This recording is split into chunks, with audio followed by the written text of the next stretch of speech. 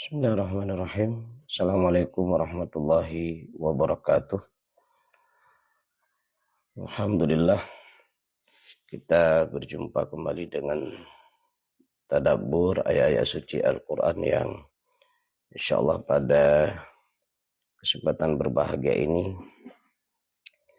kita lihat satu ayat yang terdapat di dalam surah Al-Ankabut ayat 64.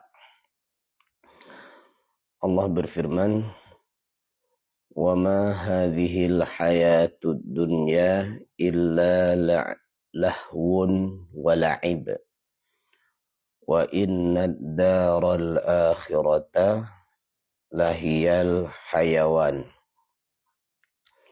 law kanu ya'lamun." Yang artinya, dan tiadalah kehidupan dunia ini melainkan senda gurau dan main-main, dan sesungguhnya akhirat itulah yang sebenarnya kehidupan kalau mereka mengetahui. Surat Al-Ankabut ayat 64. Mujahid menafsirkan kata al-hayawan yang terdapat dalam firman Allah Subhanahu wa taala pada ayat di atas dengan tidak ada kematian di dalamnya. Nah, ini dari pendapat Mujahid yang menafsirkan kalimat al-hayawan yang ada pada surat Al-Ankabut ayat 64 ini adalah di mana kehidupan akhirat yang merupakan kehidupan yang sebenarnya, bahwa setelah hamba Allah selesai hidup di dunia kemudian dia menuju kepada kehidupan akhirat. Dalam ayat ini disebut dengan al-hayawan. Itulah sebuah kehidupan yang nantinya tidak ada lagi kematian. Artinya akan hidup selama-lamanya. Jadi di sini berbeda dengan perjalanan kehidupan di dunia yang kita jalani hari ini, mulai dari seorang hamba Allah yang dilahirkan oleh ibunya, dia berwujud seorang bayi, kemudian dari bayi dia tumbuh menjadi seorang anak-anak, kemudian dia tumbuh menjadi seorang remaja, kemudian dewasa, kalau dia ada umur panjang sampai dia menjelang tuanya. Nah, itulah kehidupan di dunia. Itu yang diberikan kesempatan hidup sampai tua, sampai berumur 60 tahun, 70 tahun, atau 80 tahun. Bahkan ada di antara mereka itu yang berumur sampai ratusan tahun. Tapi ketahuilah, berapapun jumlah umur yang Allah berikan kepada manusia, meskipun hidup yang sangat lama, bahkan umat-umat terdahulu ada yang 200 tahun, 300 tahun umurnya, tapi pada akhirnya manusia itu tetap akan mati, tetap akan meninggal. Itulah dunia. Bahkan tidak sedikit juga ada yang baru di alam rahim sudah berwujud manusia, ada yang meninggal. Atau bahkan ada yang baru lahir, sudah lahir ke dunia ini, sudah meninggal. Ada yang sudah berusia anak-anak, ada yang meninggal. Ada yang berusia usia remaja, sudah meninggal. Ada yang berusia dewasa, meninggal. Hanya sebabnya saja beda-beda.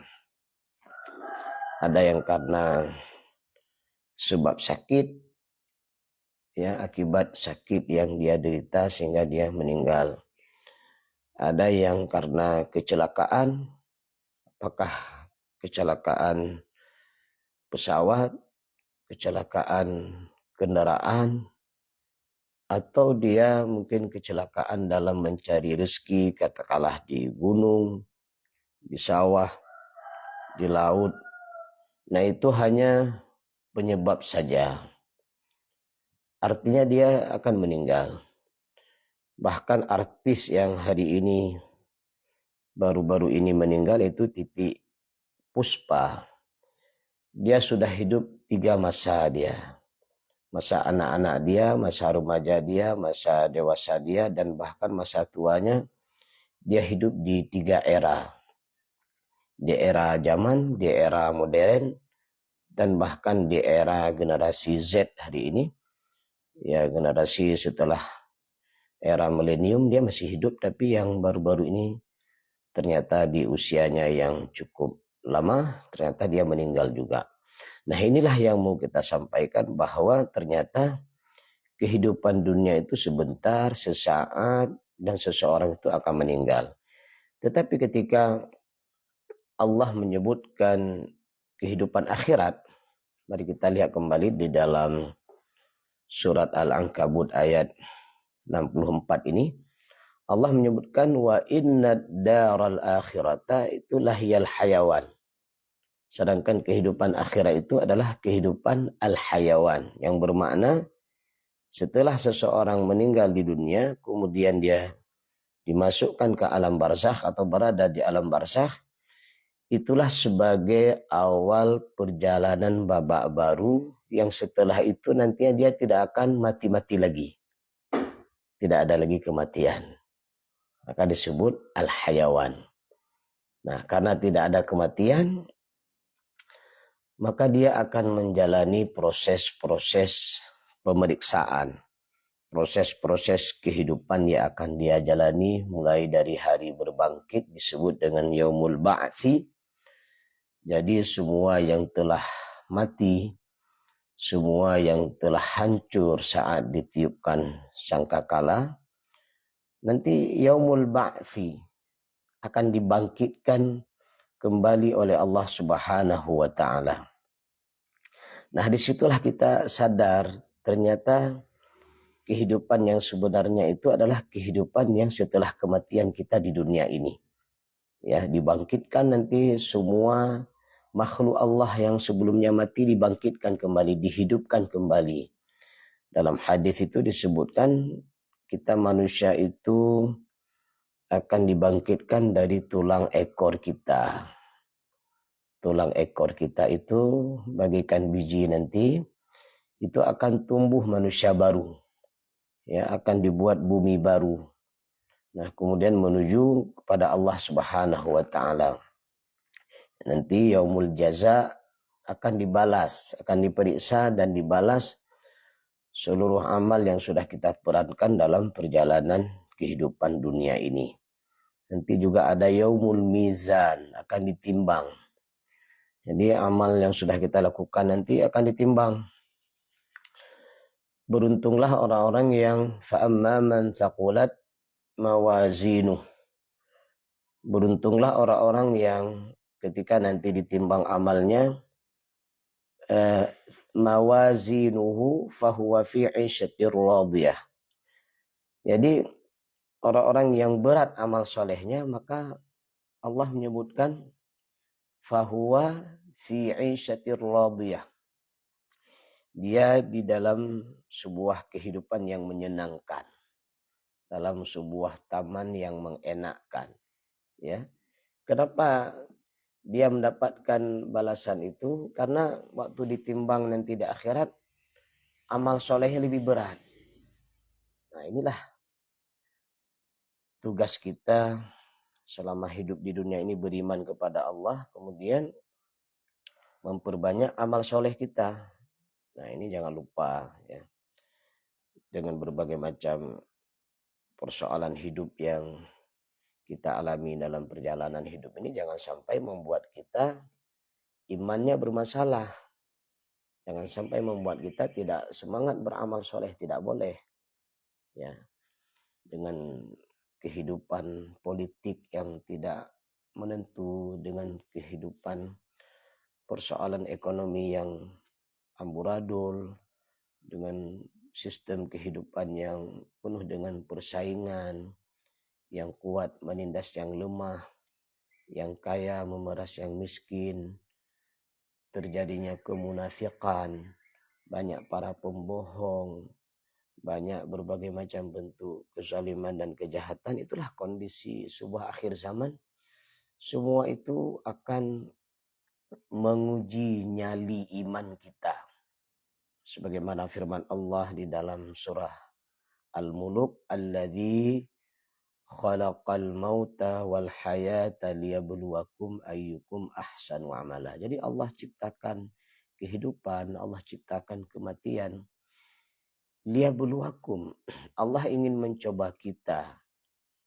Ahsanu amala. Siapa yang terbaik amalnya. Nah ini yang harus kita fahami. Ya, dengan persoalan-persoalan kehidupan yang kita sudah sampaikan tadi yang begitu menjelimet, begitu rumit. Jadi sebenarnya itu semua adalah Allah ingin melihat diri kita itu siapa yang ahsanu amala, siapa yang terbaik amalnya. Maksud daripada ahsanu amala di sini adalah siapa yang paling kokoh imannya. Ya, dengan kondisi persoalan hari ini yang di akhir zaman yang kita hadapi, Allah ingin tengok siapa yang terbaik iman kita. Ya, mudah-mudahan iman kita makin bagus, iman kita makin mantap, iman kita makin kuat. Dari persoalan-persoalan yang kita hadapi, kita kembali kepada Allah, ya, memperbaiki perilaku kita, memperkuat diri kita dengan ilmu yang bermanfaat, menghadiri majelis taklim, mengikuti pengajian-pengajian yang di masjid, di musalla, di manasah, atau kita mendengar ceramah-ceramah agama di medsos. Kemudian meningkatkan wawasan kita dengan memperbanyak membaca, menelaah, meneliti tentang keilmuan yaitu dinul Islam. Karena dengan kita belajar agama Islam, maka kita akan merasakan ketenangan. Jadi kalau ada orang belajar agama Islam, kok hidupnya nggak tenang, berarti yang salah itu bukan Islamnya, orangnya yang mungkin salah cara belajarnya, salah gurunya, salah ilmunya, maka dia tidak ada ketenangan. Nah, kenapa orang yang belajar Islam kok banyak banyak kejahatan yang dia lakukan? Nah, ini bukan Islamnya yang salah, dia yang tidak benar dalam belajar Islam. Kenapa orang belajar Islam kok korupsi, kemudian menipu orang, membohongi orang, dan berbagai macam hal-hal kejahatan yang dia lakukan. Nah, ini sekali lagi harus kita fahami, bukan Islamnya yang salah. Dianya yang salah dalam memahami cara belajar Islam. Atau dia sudah benar dalam mempelajari Islam, tapi ada karakter, sifat, dan perilakunya yang jahat. Nah ini, sering kita melihat ilmunya banyak, orangnya soleh, ketaatannya luar biasa, tetapi kok sifatnya jahat. Nah ini bagaimana kita menjawabnya? Di antara jawabannya adalah karena sesungguhnya ilmu yang dia pelajari tersebut tidak mempengaruhi karakternya. Amal-amal soleh yang dia buat itu tidak membuat dia menjadi lebih baik. Nah ini juga menjadi sebuah tugas atau sebuah PR buat kita, bagaimana bukan hanya beriman saja, bukan hanya beramal soleh saja, tapi iman dan amal soleh itu diharapkan mampu memperbaiki karakter kita, mampu memperbaiki perilaku kita. Kita sholat 5 waktu berjamaah, kita jaga tepat waktu, bagus. Tapi hasil dari sholat itu apa? Padahal Allah sudah menyebutkan hasil dari sholat itu adalah inna sholata tanha anil fahsya'i wal munkar. Jadi seseorang yang sholatnya benar bukan hanya dilihat dari terpenuhinya syarat sah dan tidaknya sholat, kemudian adabnya dia sholat bukan hanya di situ, tapi juga harus dilihat ketika kita sudah sholat. Katakanlah juga ketika kita sudah baca Al-Quran, ketika kita sudah berinfak, bersedekah, ketika sudah haji dan umrah, maka perhatikan apakah semua ibadah itu mempengaruhi dan memperbaiki perilaku kita. Nah, ini pertanyaan yang harus dijawab. Kalau semua bentuk ibadah tersebut dan iman yang ada dalam diri kita itu memperbaiki perilaku dan karakter kita, maka ketahuilah kita telah mendapatkan kenikmatan tertinggi dalam perjalanan hidup ini. Ketahuilah Allah sayang kepada kita. Ketahuilah Allah telah memberikan rahmat yang luar biasa kepada kita. Dan ini perlu proses. Seseorang itu menjadi baik perlu proses. Seseorang itu memiliki akhlak mulia perlu proses. Prosesnya bagaimana? Dengan doa. Mintalah kepada Allah agar iman yang kita miliki itu mampu memperbaiki karakter kita. Mintalah kepada Allah agar amal soleh yang kita lakukan itu memperbaiki karakter kita. Itu minta sama Allah. Mohon sama Allah. Bukankah dalam doa kita belajar, sering kita membaca doa yang dari Al-Quran, Rabbi zidni ilma warzuqni fahma. Ya Allah, berikanlah aku tambah ilmu. Jadi kita memohon kepada Allah ilmu itu bertambah. Ya, ilmu keislaman kita, ilmu tauhid kita, ilmu fiqih, ilmu akhlak, dan bahkan ilmu-ilmu umum. Ya, ilmu keahlian. Kita selalu minta sama Allah agar Allah tambahkan ilmu kepada kita. Tapi jangan lupa kalimat berikutnya, warzuqni fahma. Setelah kita minta tambah ilmu, setelah Allah berikan ilmu yang banyak kepada kita, jangan lupa kalimat berikutnya, warzuqni fahma. Ya Allah, ya Rabb, dari ilmu yang kami miliki tersebut, warzuqni fahma, berikan kefahaman kepada kami. Agar ilmu tersebut memperbaiki akhlak kami, agar ilmu tersebut memperbaiki karakter kami, agar ilmu tersebut kami bertambah baik dalam keluarga, agar ilmu tersebut kami bertambah baik dengan tetangga kami.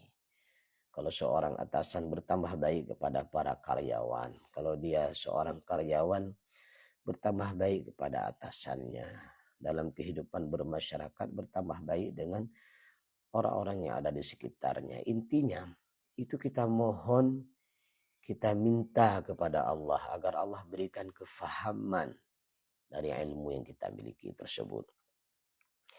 Katakanlah seorang ahli politik yang ilmunya cukup banyak tentang politik, maka dia harus berdoa kepada Allah, ya Rabb, jadikan ilmu perpolitikan yang saya miliki itu menjadi politik Indonesia lebih baik kalau dia hidup di Indonesia. Kemudian dengan ilmu agama yang kita miliki, mintalah kepada Allah, ya Rabb, jadikanlah ilmu agama yang saya miliki tersebut, saya bertambah baik. Nah, ini harus diminta dia. Maka di sini kalimatnya adalah warzuqni, berilah kami rizki kefahaman. Jadi ternyata rezeki itu bukan hanya materi seperti uang, ya, harta, pangkat, jabatan, bukan hanya itu rezeki. Tapi ada rezeki yang luar biasa, ada nikmat yang luar biasa yang kita harus minta kepada Allah. Apa itu? Warzuqni fahma. Mintalah kepada Allah Subhanahu wa taala agar ilmu yang sudah kita pelajari, yang sudah kita miliki, yang sudah kita belajar, agar kita faham. Contoh sederhana misalnya. Ketika dalam Al-Quran Allah menyebutkan walladzina amanu wa 'amilus shalihat ulaika ashabul jannah, orang-orang yang beriman dan beramal saleh mereka dapat surga. Nah, ini baru satu ayat kita baca dan ayat ini sangat sering kita dengar. Tapi apakah ini akan menggugah kita menjadi orang yang beriman dan beramal saleh dan berharap surga? Karena kebahagiaan orang yang beriman dan beramal soleh itu bukan hanya diberikan di akhirat dengan nikmat surga. bahkan selama hidup di dunia itu sudah mendapatkan kebaikan. Nah ini kita berharap setelah beriman, memiliki kekuatan iman dan beramal soleh, ya kita dapat kebahagiaan di dunia ini, dapat ketenangan dalam menjalani kehidupan. Semua orang stres, ya nggak mungkin orang tidak ada stres. Tapi dengan iman yang kita miliki itu, bagaimana kita mengelola stres kita itu menjadi sebuah hal yang baik. Ya. Mungkin kita kekurangan harta. Nah dengan iman yang kita miliki, dengan amal soleh yang kita miliki, kita berdoa kepada Allah. Kita meminta kepada Allah dengan kehidupan harta yang sedikit itu bagaimana kita menjadi lebih baik. Karena tidak sedikit orang-orang yang banyak harta, pangkat, jabatan luar biasa, tetapi hidupnya tidak tenang, resah, tidak ada kedamaian, tidak ada kebahagiaan. Kenapa? Karena dia melupakan Allah. Dia tidak meminta kepada Allah bahwa agar dengan semua fasilitas yang dia miliki tersebut, Allah berikan ketenangan, Allah berikan kebahagiaan. Nah ini harus difahami. Jadi bagaimana di dalam surat Al-Ankabut ayat 64 ini Allah beritahukan kepada kita bahwa kehidupan akhirat itulah kehidupan yang sebenarnya, di mana ketika hamba Allah berada di akhirat, dia tidak akan mati-mati lagi. Dan tempatnya cuma ada dua. Ya. Allah sediakan tempat di akhirat itu, akhir dari perjalanan di akhirat itu cuma dua. Surga atau neraka. Nah inilah yang harus kita fahami. Bahwa kalau tempat tinggal seorang hamba nanti di akhirat, di akhir perjalanannya nanti di akhirat adalah surga atau neraka, maka semua kita mencita-citakan ingin masuk surga. Nah, ketika kita mencita-citakan ingin masuk surga, maka pertanyaan selanjutnya adalah apa yang harus kita lakukan? Inilah yang sudah kita sampaikan tadi. Beriman, beramal soleh, semoga Allah masukkan kita ke dalam surganya. Dan kita menjauhi amal jahat, karena Allah juga berfirman, walladzina kafaru wa kadzabu bi ayatina ulaika ashabun nar. Orang-orang kafir yang mendustakan ayat-ayat Allah, mereka adalah ahli neraka. Nah ini menurut Mujahid, makna al-hayawan adalah bahwa nanti di akhirat tidak ada kematian di dalamnya. Kemudian Ibnu Jarir menafsirkan ayat dengan kehidupan akhirat adalah kehidupan yang kekal, tidak akan berakhir, tidak akan terputus, serta tidak ada kematian. Nah ini menurut Ibnu Jarir. Jadi al-hayawan itu adalah sebuah kehidupan akhirat yang kekal. Masya Allah. Senada dengan firman Allah. Allah berfirman, wal akhiratu khairun wa abqa. Itulah sebuah kehidupan akhirat yang kekal. Walal akhiratu khairul laka minal ula. Kehidupan akhirat itu adalah kehidupan yang lebih utama. Jadi tidak akan ada lagi kematian sebagaimana disebutkan oleh Mujahid tadi. Nah, kemudian Abu Ubaidah memberikan pendapat tentang al-hayawan. Beliau mengartikan adalah kehidupan yang sebenarnya hanyalah satu, yaitu kehidupan yang tidak ada kematian di dalamnya dan tidak ada kesulitan yang dapat menghancurkannya seperti kehidupan di dunia. Inilah yang kita sampaikan tadi juga. Jadi Abu Ubaidah mengatakan kehidupan di akhirat itu sebuah kehidupan yang kekal dan tidak ada satu kekuatan pun untuk menghancurkannya. Artinya dia akan abadi juga. Ya. Tidak sama dengan kehidupan di dunia. Dengan berbagai macam sebab orang bisa sakit. Dengan berbagai macam sebab orang bisa meninggal. Nah di akhirat tidak. Cuman masalahnya apakah dia dapat nikmat atau azab, itu aja. Kalau dia dapat nikmat, maka dia akan merasakan kebaikan pada dirinya, kenikmatan dalam dirinya. Sementara kalau dia dapat azab, bagaimana Allah menyebutkan azab di dalam api neraka jahanam? Innal ladzina kafaru biayatina sawfa nuslihim nara. Sesungguhnya orang-orang yang kafir kepada ayat kami, artinya orang-orang yang tidak beriman kepada Allah, orang-orang yang tidak beriman kepada Rasul, orang-orang yang tidak beriman pada hari akhirat. Apa kata Allah? Sawfa nuslihim nara. Kami akan masukkan dia ke dalam api neraka jahanam. Nah, di sini menarik kita lihat. Bagaimana ketika Allah Subhanahu wa taala menyebutkan, menjelaskan, memberikan gambaran kepada kita bagaimana siksa orang dalam api neraka. Allah berfirman, kullama nadijat juluduhum. Setiap dibakar kulit mereka, setiap disiksa mereka, ya, nadijat juluduhum, baddalnahum juludan ghairaha. Kemudian kulit tersebut menjadi hancur, kemudian tubuh orang tersebut menjadi babak belur, kemudian tubuh orang tersebut menjadi hancur, luluh. Tapi apa yang terjadi selanjutnya? Baddalnahum juludan ghairaha. Setelah kulitnya hancur, nah kulit itu kembali menjadi baik. Setelah tubuhnya hancur, kembali menjadi baik. Nah, kemudian disiksa lagi, hancur lagi. Kembali lagi menjadi baik.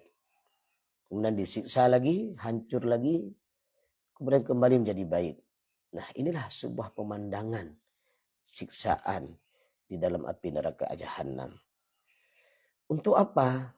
Setelah disiksa, hancur dan kemudian menjadi baik kembali, Allah menyebutkan kalimat berikutnya adalah liyadzuqul adzab, agar dia bisa merasakan azab. Inilah neraka. Kalau ada orang yang selama hidup di dunia bunuh diri, maka nanti di akhirat dia masuk neraka jahanam. Itu kerjanya apa? Bunuh diri. Dia naik ke sebuah tempat yang sangat tinggi, kemudian dia lompat, mati. Ya, dia lompat mati. Nah, ini kalau bunuh dirinya karena lompat dari tempat yang tinggi atau lompat ke dalam jurang, maka jangan bunuh diri. Itu dosa besar. Itu dijamin neraka itu. Ya. Maka bagaimana dia bunuh diri di dunia, begitulah nanti di dalam api neraka jahanam, di dalam neraka dia akan bunuh diri seperti itu. Ada orang yang bunuh diri karena menenggak racun, memakan makanan sesuatu yang berbahaya sehingga dia mati, meninggal. Nah, nanti di akhirat dia masuk neraka jahanam, begitulah dia matinya bunuh diri atau menenggak makanan dan minuman yang berbahaya tersebut. Nah, maka hati-hati. Ya, itu sebuah gambaran bagaimana orang bunuh diri itu dijamin masuk neraka, dan di dalam neraka jahanam dia kerjanya bunuh diri. Hidup lagi, bunuh diri lagi, hidup lagi, bunuh diri lagi, sampai seterusnya. Sampai nanti akhir sebuah perjalanan ketika dia ditentukan nasibnya, apakah selamanya di dalam neraka jahanam atau dia nanti ada peluang dimasukkan ke dalam surga. Ini hanya Allah yang lebih tahu. Nah, ini hanya dengan keridhaan Allah seseorang tersebut dimasukkan ke dalam surga meskipun sebelumnya di dalam api neraka jahanam. Kemudian kita lihat kembali makna al-hayawan. Abdul Karim Al-Khatib memberikan keterangan sebagai berikut. Firman Allah al-hayawan ini merupakan pengganti badal dari lahiyal haya. Pergantian ini menunjukkan bahwa kehidupan yang sebenarnya adalah kehidupan akhirat. Bahkan ia adalah asal dari segala kehidupan. Kehidupan yang lain hanya bayangan. Masya Allah. Dunia itu hanya kehidupan bayangan. Hanya semu. Lihatlah orang-orang yang sebelum kita sudah tidak ada lagi. Mereka sudah berada di dalam kehidupan alam barzakh. Atau bahkan teman-teman karib kerabat kita yang sebelumnya bersama kita, bekerja menjadi teman kita atau keluarga kita, hanya dengan berbagai macam sebab sehingga dia meninggal menghadap Allah Subhanahu wa taala. Nah, ini sebuah pelajaran yang sangat penting bagi kita untuk kita fahami. Untuk apa? Agar kita bisa membedakan ketika Allah menyebutkan kehidupan dunia beda dengan kehidupan akhirat. kehidupan akhirat itu kehidupan satu-satunya yang kekal. Sedangkan kehidupan yang selain akhirat, katakanlah di dunia, itu hanya sebentar dan sementara. Firman Allah berikutnya dari surah Al-Ankabut ayat 64 ini, di ujung ayat Allah menyebutkan laukanu ya'lamun, kalau mereka mengetahui. Apa maksud kalimat ini? Kalimat ini merupakan celaan bagi orang-orang musyrik atas kebodohan dan keingkaran mereka. Kalau saja mereka mengetahui sedikit tentang hakikat ini, maka pasti mereka tidak akan buta hatinya, tidak akan menentang Allah, tidak akan menentang Rasul. Nah, laukanu ya'lamun. Jadi bodohnya orang kafir, hinanya orang kafir, celakanya orang kafir. Karena mereka tidak mau merenungkan ayat Allah, tidak mau masuk ke dalam dinul Islam. Mereka mengolok-olok ayat Allah, mereka menghina ayat Allah.